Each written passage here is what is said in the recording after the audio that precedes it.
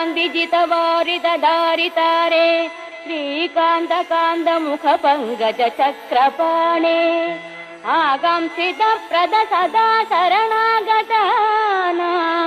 श्रीवातमन्दिरपते तव सुप्रभातम्।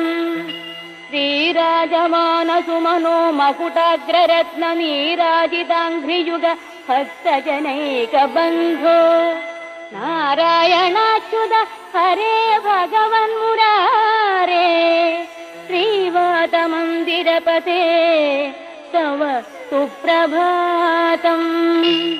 भूलोकवासि जनपुण्यफलेन नृणामालोकनाय गुरुवायुपुरेऽभिरामे त्रैलोक्यनायक विभो त्वमिह विरासिः श्रीवातमन्दिरपते।